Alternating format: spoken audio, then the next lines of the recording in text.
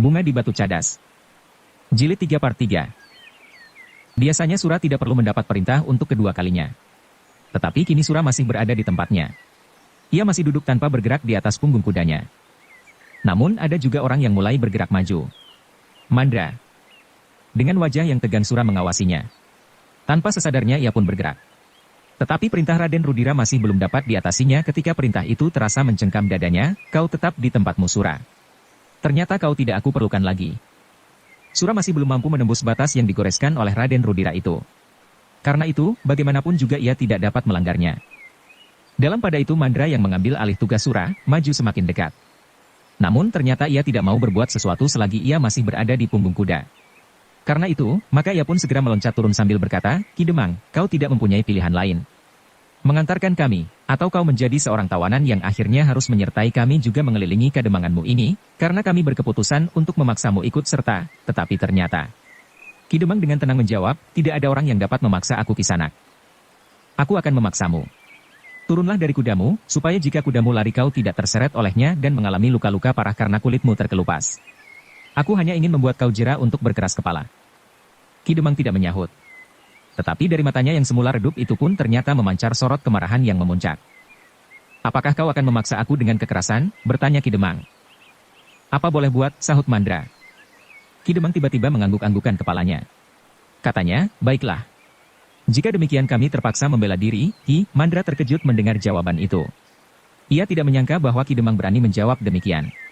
Menilik tubuhnya yang kecil dan seperti yang dikatakannya sendiri, nafasnya sudah mulai terengah-engah, masih juga ia berani mengatakan untuk membela diri. Mandra menjadi semakin heran ketika ia melihat Ki Demang melambaikan tangannya kepada seorang bebahu yang mengikutinya. Seorang pendiam yang bertubuh sedang, berkulit hitam dan berkumis tipis di alas bibirnya yang tebal. Cegah orang itu, perintah Ki Demang pendek. Perintah itu pun ternyata telah menggetarkan setiap dada. Meskipun perintah itu hanya pendek, tetapi seakan-akan mempunyai kekuatan perbawa yang luar biasa. Bukan saja atas orang yang mendapat perintah, tetapi juga atas orang-orang yang mendengarnya. Orang yang bertubuh sedang dan berkulit hitam itu pun kemudian meloncat turun pula dari kudanya. Setelah menyerahkan kendali kudanya kepada kawannya, ia pun kemudian berjalan dengan tenangnya dan berdiri tegak di muka Ki Demang menghadap ke arah Mandra. Kau berani melawan orangku? Bertanya Raden Rudira dengan marahnya. Maaf Tuan. Seperti Tuan juga berani melawan orang-orang Pangeran Mangkubumi. Persetan, aku adalah putra Pangeran Ranakusuma yang lebih tua dan lebih berkuasa dari Ramanda Pangeran Mangkubumi. Terserahlah kepada Tuan. Tetapi aku tidak mau dipaksa oleh siapapun. Mandra, jangan menunggu lagi. Sebentar lagi hari akan benar-benar menjadi senja. Baik Raden, jawab Mandra yang kemudian siap menghadapi orang berkulit hitam itu. Ternyata orang berkulit hitam dan berkumis jarang itu sama sekali tidak berkata apapun. Ia berdiri saja dengan penuh kewaspadaan menghadapi segala kemungkinan. Mandra yang berusaha untuk mendapat kepercayaan dan kedudukan yang baik menggantikan Sura yang mulai goyah itu. Segera melangkah mendekat. Semakin dekat ia pada orang berkulit hitam itu, maka orang itu pun menjadi semakin siaga dan merendah di atas lututnya. Tiba-tiba saja Mandra itu pun langsung menyerangnya. Ia menganggap orang-orang Sukawati bukan orang-orang kuat yang pantas diperhitungkan. Namun ternyata, bahwa serangannya yang pertama itu gagal, bahkan orang berkulit hitam itu ternyata dengan lincahnya telah berhasil memukul pundaknya dengan sisi telapak tangannya. Gila, Mandra menyeringai sambil meloncat mundur. Kini ia terbangun dari lamunannya. Ternyata lawannya bukannya seorang pedesaan yang tidak mampu berbuat apa-apa. Karena itu, maka ia pun kini harus mempergunakan segenap kekuatan dan kemampuannya. Ia harus berhasil menundukkan orang itu di dalam waktu yang paling pendek, supaya tampak oleh Raden Rudira, bahwa ia memang seorang yang pilih tanding. Dengan demikian, maka Mandra pun mengulangi serangannya. Kini menjadi semakin dahsyat. Namun lawannya yang bertubuh lebih kecil daripadanya itu pun telah siap pula menghadapi serangannya.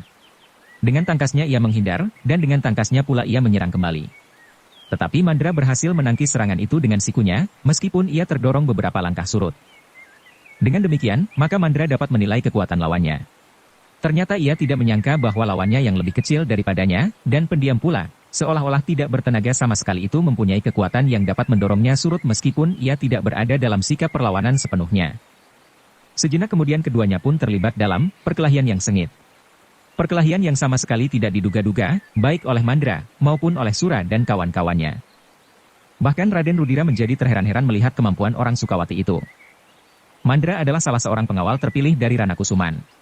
Ia memiliki tenaga raksasa sesuai dengan tubuhnya yang tinggi besar itu.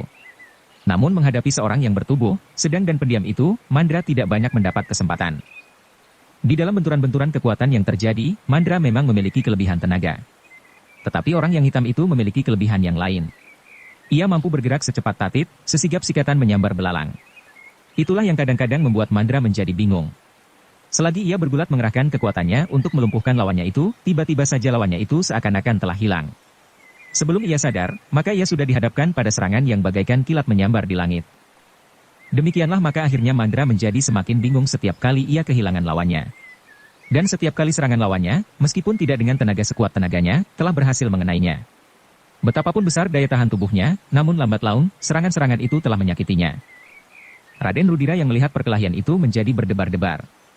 Sura yang masih duduk di atas punggung kudanya rasa-rasanya bagaikan membeku. Mandra tidak akan dapat mengalahkan orang berkulit hitam itu. Dan seandainya ia sendiri yang turun ke arena, itu pun pasti tidak akan berhasil mengalahkannya.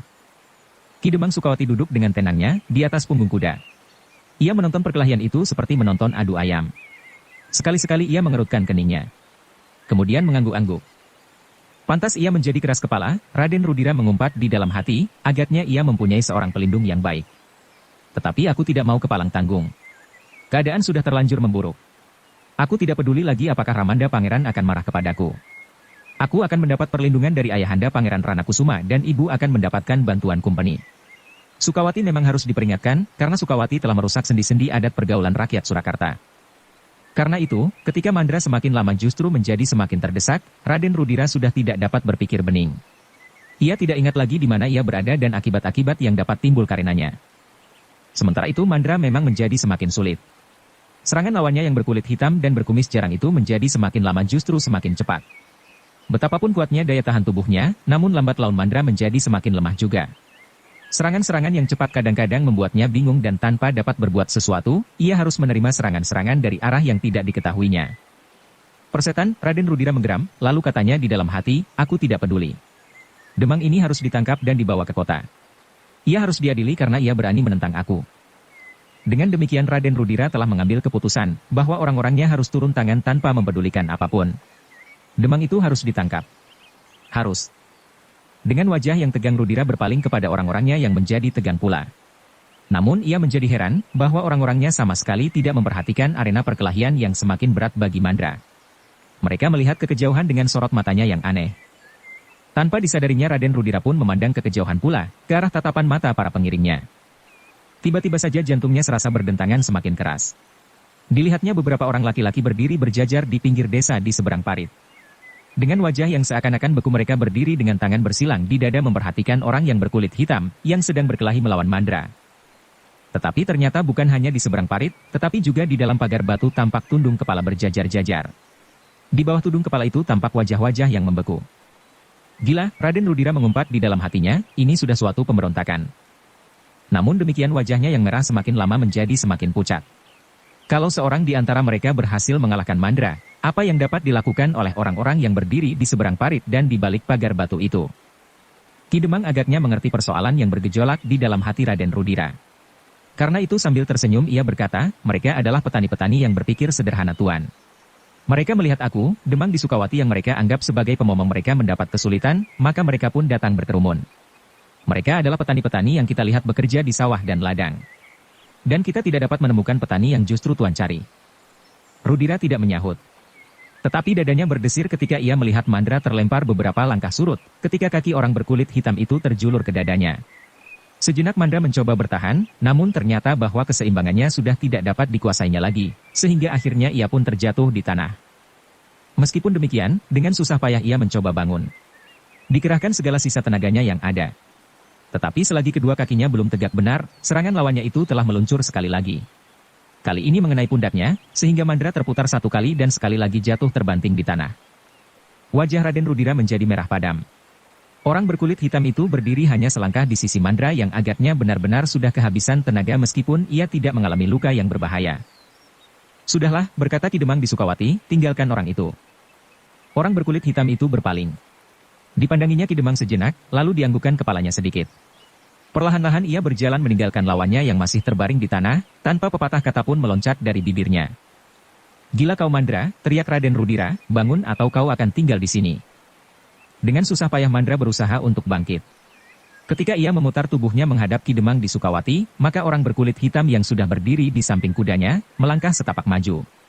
Tetapi Ki Demang menggamitnya sehingga ia pun berhenti. Apakah kalian sudah memperhitungkan akibat perlawanan kalian? Raden Rudira menggeram. Suaranya bergetar penuh kemarahan. Sama sekali belum Raden, karena kami harus mengambil sikap dengan tiba-tiba. Tetapi akulah yang seharusnya bertanya, apakah Raden sudah memperhitungkan akibat yang timbul dari sikap Raden itu? Aku akan mempertanggungjawabkannya. Tetapi orang yang Tuan percaya itu tidak mampu melawan orangku.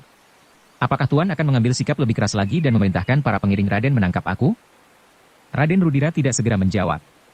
Tetapi ia sadar bahwa Ki Demang dengan sengaja menyindirnya, karena ia merasa kuat petani-petani yang ada di sawah dan melihat perkelahian itu ternyata telah berkerumun meskipun dari jarak agak jauh. Kemarahan Raden Rudira seakan-akan telah bergejolak sampai ke ubun-ubun. Tetapi ia sama sekali tidak berdaya untuk mengambil suatu sikap, karena orang-orang Sukawati ternyata adalah orang-orang yang keras kepala. Tanggung jawab atas sikap yang gila ini terletak pada Ramanda Pangeran Mangkubumi, berkata Rudira di dalam hatinya jika Ramanda Pangeran tidak bersikap keliru dan memanjakan orang-orangnya di daerah Sukawati ini, maka hal-hal semacam ini pasti tidak akan dapat terjadi. Tetapi Rudira tidak dapat berbuat apa-apa saat itu. Betapapun dadanya serasa akan retak, namun ia harus menahan diri. Ia tidak tahu kemampuan apa yang tersimpan di balik wajah-wajah yang beku dan tangan angan yang bersilang di dada itu. Karena Raden Rudira tidak segera menjawab, maka Ki Demang Sukawati itu menarik nafas dalam-dalam, sambil berkata, "Sudahlah Raden. Kadang-kadang kita memang dihanyutkan oleh perasaan yang meledak-meledak. Aku tahu, umur Raden yang masih sangat muda itulah yang membuat Raden kurang pertimbangan. Tetapi itu bukan suatu kesalahan yang perlu disesalkan sekali, meskipun harus selalu diingat sebagai pengalaman. Sekarang, lupakan saja apa yang telah terjadi. Aku rasa orang di rumah sudah menyediakan makan siang buat Raden dan para pengiring. Bagaimanapun juga, aku tetap ingin mempersilahkan Raden dan para pengiring untuk makan siang di rumah kami, karena di sini Tuan adalah tamu kami." Kata-kata itu rasa-rasanya justru membuat hati Rudira semakin panas. Tanpa menjawabnya Raden Rudira berteriak kepada Mandra, "Cepat naik ke kudamu. Kita akan pergi." "Raden," berkata Ki Demang dengan serta-merta, "kami persilahkan Raden singgah sejenak." Rudira tidak menjawab. Bahkan ia memalingkan wajahnya. Katanya kepada pengiringnya, "Kita akan meninggalkan neraka ini. Tetapi kita tidak akan membiarkan daerah ini tetap dikuasai oleh kebodohan serupa ini. Aku adalah putra Pangeran Ranakusuma." Raden Rudira tidak menunggu lebih lama lagi. Lapun segera menyentuh perut kudanya dengan tumitnya, sehingga kudanya mulai bergerak. Tetapi tiba-tiba saja Raden Rudira menarik kendali kudanya yang sudah mulai berlari, sehingga kuda itu terkejut dan melonjak berdiri. Beberapa orang pengiringnya pun terkejut pula. Bahkan Mandra yang dengan lemahnya duduk di atas punggung kudanya mengangkat wajah dan mencoba mengerti, kenapa tiba-tiba saja Raden Rudira berhenti. Dengan mata yang terbelalak Raden Rudira memandang ke sudut desa yang sedikit menjorok masuk ke tanah persawahan. Dilihatnya beberapa orang petani berdiri berjajar sambil menyilangkan tangannya di dadanya. Namun yang berdiri di paling ujung, agaknya petani yang sedang dicarinya. Sura yang berkuda di antara mereka pun terkejut pula melihat orang yang berdiri tidak terlalu jauh dari jalan yang sedang dilaluinya. Namun tanpa disadarinya, mulutnya berdesis, "Benar dugaanku. Orang itu adalah Pangeran Mangkubumi." Desis Sura itu mengguncangkan dada Raden Rudira. Laki-laki yang berdiri di ujung itu adalah laki-laki yang sedang dicarinya. Wajah laki-laki itu pun kotor oleh lumpur yang melekat di sana-sini. Seperti petani-petani yang lain, di sisinya terletak sebuah cangkul, pakaian yang kotor dan basah, serta wajah yang beku. Tetapi yang seorang ini memiliki sepasang mata yang tajam dan rasa-rasanya sedang membara. Raden Rudira menjadi termangu-mangu sejenak. Namun tiba-tiba kengerian yang sangat telah merayapi hatinya. Siapapun orang itu, namun kemampuannya tentu berlipat-lipat dari orang yang berkulit hitam. Sura di Bulak Jati Sari sama sekali tidak berdaya menghadapinya. Kini Mandra telah dilumpuhkan oleh orang berkulit hitam itu. Apalagi kalau benar orang itu adalah Ramanda Pangeran Mangkubumi, tanggapan itu tiba-tiba saja melonjak di dadanya. Dengan demikian tanpa disadarinya sekali lagi Raden Rudira memandang orang itu. Tiba-tiba saja jantungnya serasa berhenti berdenyut, orang itu memang mirip sekali dengan Ramanda Pangeran Mangkubumi. Tetapi ia pun kemudian mencoba membantahnya sendiri, ada 1000 orang yang mirip di dunia ini. Meskipun demikian, Raden Rudira segera memacu kudanya. Semakin lama semakin cepat diikuti oleh para pengiringnya. Debu yang putih beterbangan menyelubungi jalan yang kering. Yang berpacu di paling belakang adalah Sura. Tetapi bagaimanapun juga, rasa-rasanya masih ada ikatan yang tidak dapat dilepaskannya, bahwa ia harus mengikuti Raden Rudira kembali ke Surakarta. Ternyata bahwa perasaan Raden Rudira telah benar-benar menjadi kisruh. Darahnya bagaikan mendidih. Tetapi hentakan di dadanya tanpa mengucapkan sepatah kata pun Raden Rudira berpacu kembali ke kota. Ia tidak menghiraukan lagi panas yang semakin lama menjadi semakin lemah dan cahaya langit yang kemerah-merahan. Kita akan sampai ke kota jauh malam, desis seseorang di antara para pengawalnya, itu masih harus tetap disimpannya paling dalam. Ya, tetapi tidak terlalu malam. Lihat, matahari masih agak tinggi. Kawannya mengangguk-anggukan kepalanya. Namun ia berdesis, aku harus sekali. Aku tidak hanya sekedar haus. Aku lapar sekali. Kawannya berpaling. Dilihatnya orang yang merasa lapar itu menjadi pucat meskipun cahaya kemerah-merahan masih memancar di langit dan jatuh di setiap wajah.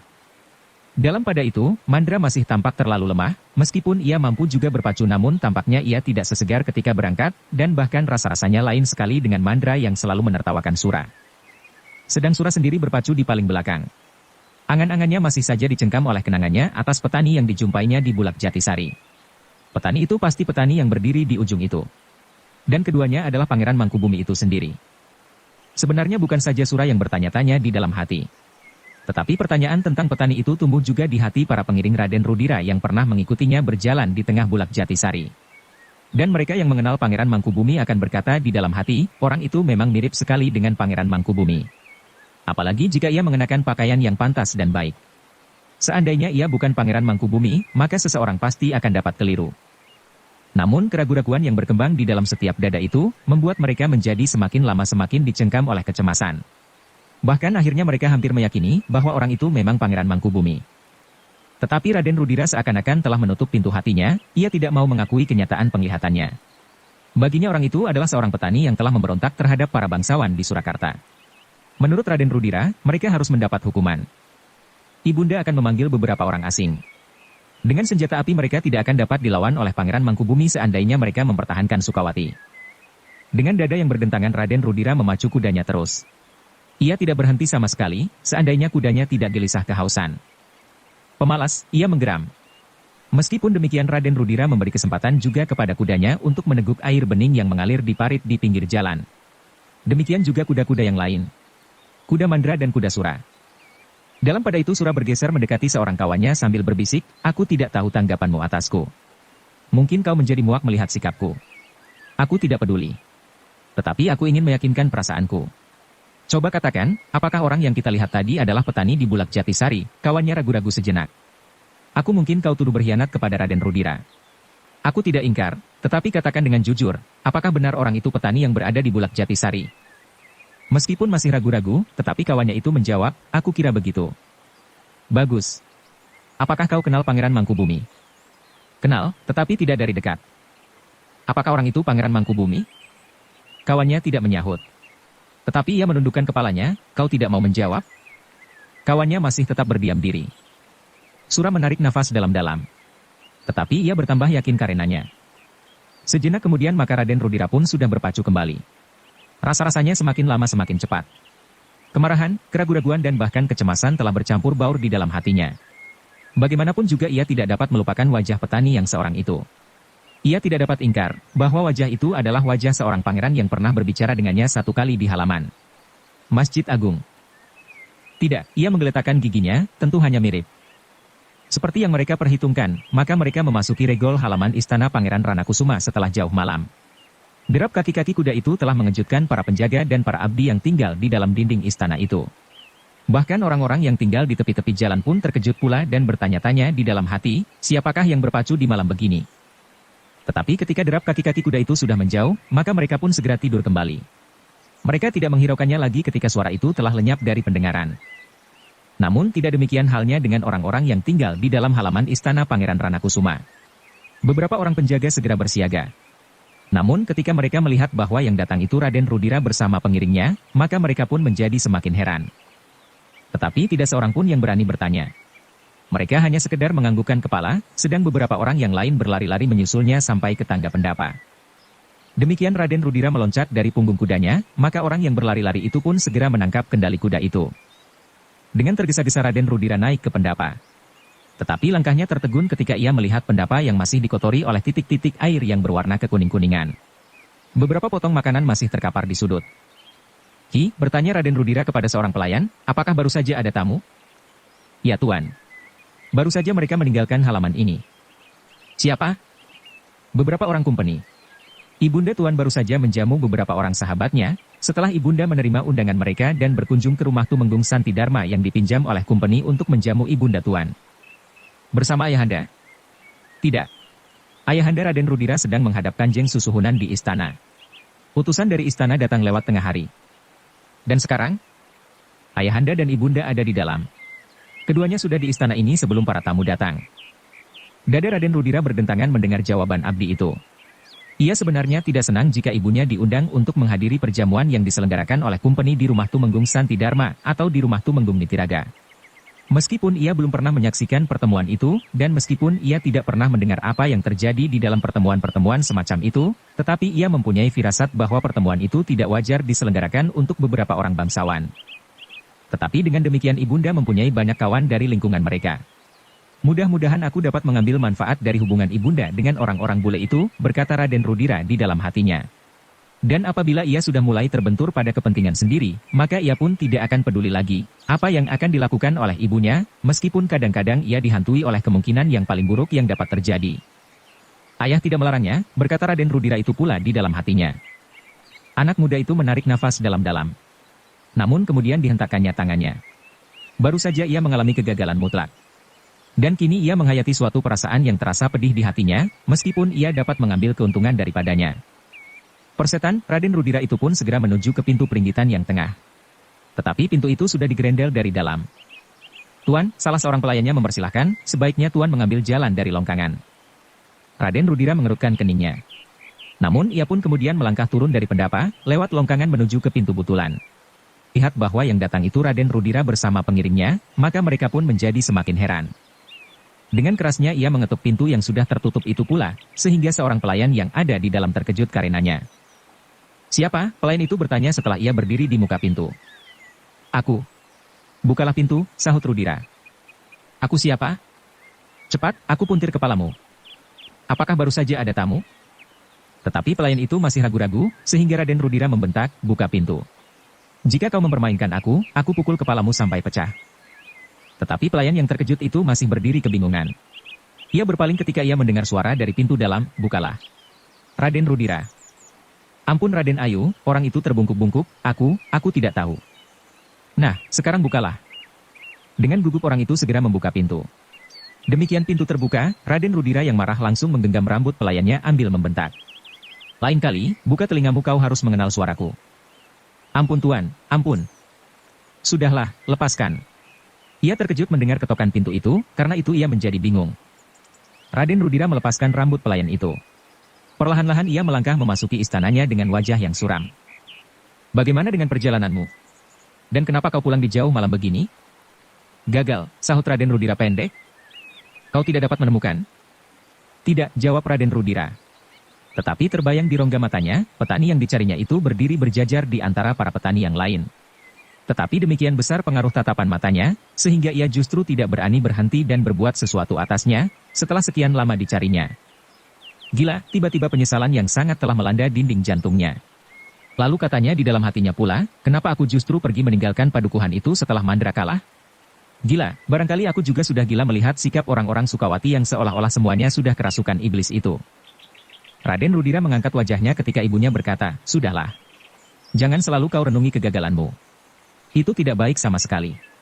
Besok atau lusa kau dapat mengulanginya. Mungkin orang itu sedang bersembunyi karena ia sudah menduga bahwa kau akan datang ke Sukawati. Raden Rudira menganggukkan kepalanya. Karena itu, justru apabila mereka sudah tidak membicarakannya lagi, kau pergi dengan tiba-tiba saja ke padukuhan Sukawati itu. Sekali lagi Raden Rudira mengangguk-anggukkan kepalanya. Namun tiba-tiba saja Raden Rudira itu dengan tergesa-gesa pergi ke pintu butulan kembali. Ketika dilihatnya seseorang pelayan lewat maka dipanggilnya pelayan itu mendekat.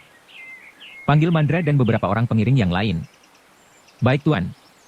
Apakah yang akan kau lakukan Rudira? Bertanya ibunya yang menjadi heran. Tetapi Rudira tidak menyahut.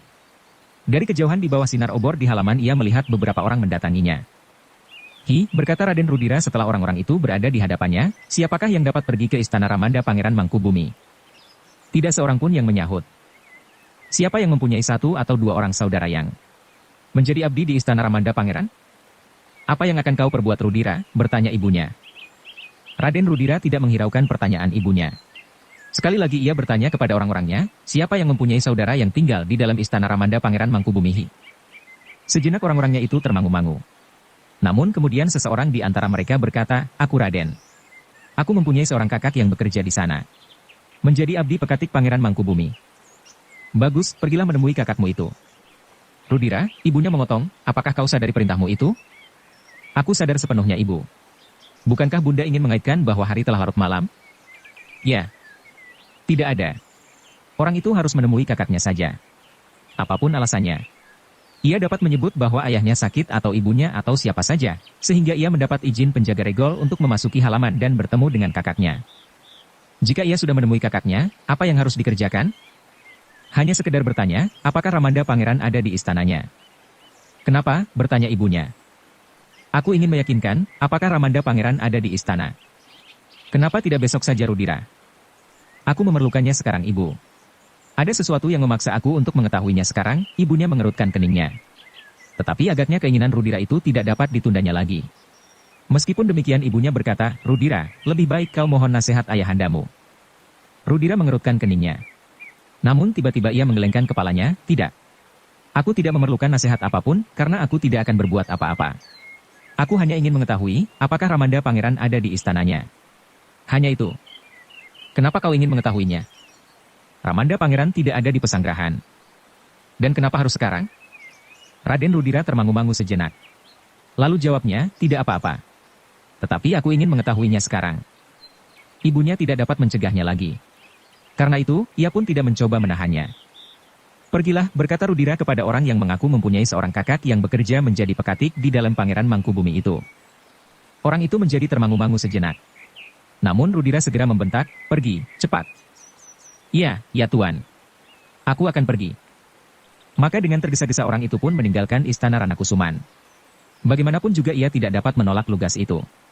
Sambil melangkahkan kakinya, maka ia pun mulai mereka-reka, alasan apakah yang akan dikemukakannya kepada para penjaga regol agar ia diperkenankan menemui kakaknya itu. Kakek sakit keras, desisnya, mungkin alasan itu dapat diterima, meskipun kakek sudah lama meninggal. Lebih baik aku menyebut orang yang sudah meninggal daripada aku harus menyebut ayah dan ibuku. Bagaimana kalau mereka benar-benar menjadi sakit? Sementara itu, di istana Ranakusuman, Rudira masih berdiri di muka pintu sambil berkata, Mandra, siapkan pengiring-pengiringku. Besok kita akan pergi lagi. Kemana Rudira? Bertanya ibunya. Aku harus menebus sakit hatiku. Lebih baik mengurus gadis kecil itu daripada petani Sukowati yang gila itu. Maksudmu? Ada gadis cantik di Jati Aking. Ia dapat diambil sebagai abdi di istana ini. Ibunda tentu memerlukannya seorang dayang yang dapat membantu ibunda menyediakan tempat sirih dan botekan. Siapakah anak itu? Anak Danatirta, Jati Aking. Danatirta. Raden Ayu Sontrang mengerutkan keningnya, maksudmu dari Padepokan Jati Aking, tempat tinggal Juwiring sekarang? Ya. Apakah kau pergi ke Jati Aking? Ya. Bukankah aku pernah mengatakan bahwa aku bertemu dengan petani gila itu di Bulak Jatisari? Raden Ayu Sontrang mengangguk-anggukkan kepalanya. Desisnya, iya. Kau memang pernah mengatakannya. Tetapi bagaimana dengan gadis itu? Aku akan mengambilnya dan menyerahkannya kepada ibunda. Aku tidak memerlukannya. Barlah ia berada di istana ini. Gadis itu cantik. Jika ia tetap berada di Jati Aking bersama-sama dengan Kamas Juwiring, agaknya akan berbahaya baginya. Jangan kau urusi orang itu. Aku tidak akan mengurusi Kamas Juwiring, tetapi aku akan menyelamatkan gadis itu. Aku akan minta kepada ayahnya, agar anak gadisnya diserahkan kepada ibunda. Kau akan menambah persoalan Rudira. Danatirta bukan anak-anak macam Sura, ibunya berhenti sejenak, lalu tiba-tiba, di mana Sura sekarang? Ia menjadi liar. Bahkan hampir berkhianat. Tidak mungkin. Ia adalah abdi tertua di sini.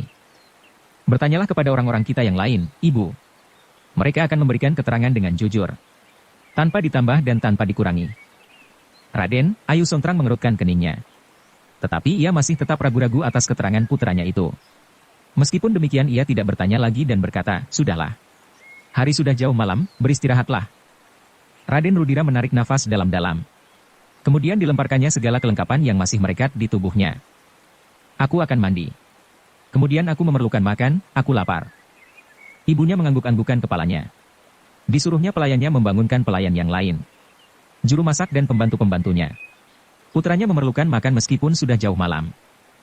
Sambil menggerutu pelayan-pelayan di dapur itu pun mulai menyiapkan makan bagi Raden Rudira dengan tergesa-gesa.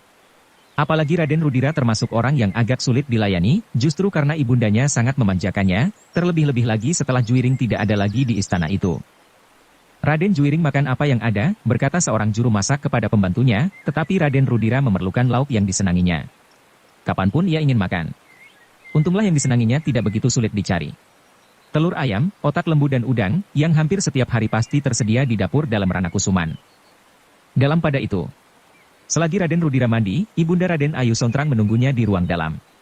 Tetapi ia tidak membangunkan Pangeran Ranakusuma yang baru saja tidur, yang agaknya lelah juga selelah menghadap ke istana Susuhunan. Sejenak Raden Ayu Sontrang duduk seorang diri di bawah lampu minyak yang menyala terang di ruang dalam. Sejenak ia sempat merenungi keadaan putranya laki-laki. Ia berharap agar putranya kelak menjadi satu-satunya pewaris segala kekayaan yang berlimpah di Ranakusuman ini. Bahkan Raden Ayu Sontrang masih belum puas dengan kekayaan yang ada. Ia masih juga menerima banyak sekali pemberian dari beberapa orang perwira kumpeni yang menjadi kawan-kawannya terdekat. Kadang-kadang terasa bulu-bulunya meremang jika dikenang, imbalan yang harus diberikan kepada perwira-perwira berkulit putih itu. Kulit yang kasar dan sikap yang kasar. Tetapi gemerlapnya permata memang telah menyilaukannya. Kamas Ranakusuman tidak menghiraukannya, berkata Raden Ayu Sontrang ini. Karena Kamas Ranakusuma juga memerlukan dukungan dari itu orang-orang kulit putih itu untuk mendapat tempat terbaik di istana. Dukungan timbal balik. Tetapi Raden Ayu Sontrang kemudian mengatupkan bibirnya rapat-rapat. Ia tidak mau mendengarkan persoalan yang tumbuh di hatinya tentang dirinya sendiri. Apapun yang terjadi atas dirinya sudah dilakukannya dengan sadar, sehingga seharusnya tidak ada persoalan lagi baginya. Dalam pada itu, seorang abdi yang diperintahkan oleh Raden Rudira pergi ke Mangkubumen, semakin lama menjadi semakin dekat dengan regol yang sudah tertutup. Dengan hati yang berdebar-debar ia mendekat, sementara ia masih juga mengatur alasan yang akan dikemukakannya. Memang lebih baik kakek, desisnya. Tetapi tiba-tiba, jika kakek yang sakit, kenapa tampaknya aku terlampau gugup? Kakek pasti sudah tua. Jika ia sakit keras, itu sudah wajar. Pelayan itu menarik nafas dalam-dalam. Namun kemudian, tetapi Kakang telah diangkat menjadi anak kakek itu. Tiba-tiba saja langkahnya terhenti. Tanpa disadarinya ia sudah berdiri di luar regol dalam Mangkubumen. Dengan tangan gemetar ia mengetuk lubang di pintu regol. Ketika lubang persegi 4 itu terbuka, dilihatnya seraut wajah yang menjenguk dari lubang itu. Siapa? Ia mendengar orang di dalam regol itu bertanya. Aku, Sampir. Sampir siapa? Aku akan menemui kakangku yang bekerja di sini sebagai pekatik. Malam-malam begini? Bersambung ke jilid 4 part 1. Dukung kami dengan subscribe, follow, like, komen dan share. Terima kasih.